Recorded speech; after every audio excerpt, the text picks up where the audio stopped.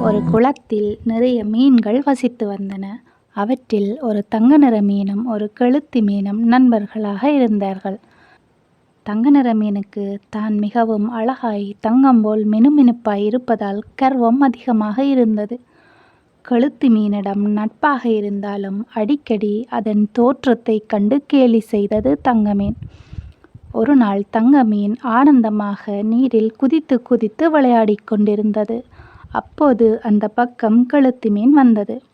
அதை பார்த்த தங்கமீன், "இன்றும் என் அழகை பார், என் மினுமினுப்பை பார், உலகில் என் போன்ற அழகிய மீன் எங்கு இருக்க முடியும்" என்று பெருமையாக பேசியது.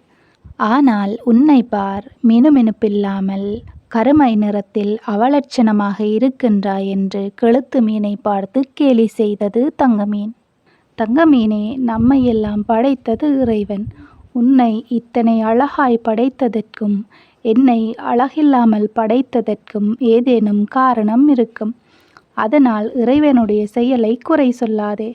உன்னுடன் பேசிக் கொண்டிருப்பதால் என் மகிழ்ச்சி கெட்டுப்போகின்றது. நான் போகின்றேன் என்று சொல்லிவிட்டு போனது தங்கமீன். ஆனந்தமாக பாட்டு பாடிக்கொண்டே நீரின் மேலே சென்றது தங்கமீன்.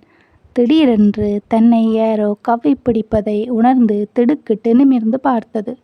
ஒரு கொக்கின் நலகில் அது சிக்கிக் கொண்டிருந்தது. "ஐயோ, கொக்கு!" என்று அலறியது தங்கமீன். "ஆமாம், கொக்குத்தான். என் வாழ்நாளில் உன்னை போன்ற அழகிய மினுமினுப்பான மீனை நான் பார்த்ததே இல்லை. குளத்தின் ஆழத்திலேயே இப்படி ஜொலிக்கின்றாய், பிரமாதம்! இன்று நீ எனக்கு அற்புதமான விருந்து" என்று கரகர குரலில் பேசியது கொக்கு. "ஐயோ, என்னை விட்டுவிடு" என்று சொல்லி கதறி துடித்தது தங்கமீன். "விட்டுவிடவா? அட பைத்தியமே" என்று அதை கொத்தி தின்றது. அந்த காட்சியை பார்த்து கொண்டிருந்த கெளுத்தி மீன், "தங்க நிற மீன் மினுமினுப்பால் தலைக்கணம் பிடித்து திரிந்தாயே, அந்த மினுமினுப்பே இன்று உன் உயிருக்கு ஆபத்தாகி விட்டது பார்த்தாயா?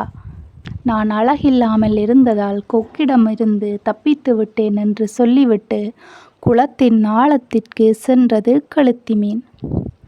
யார் நம்மை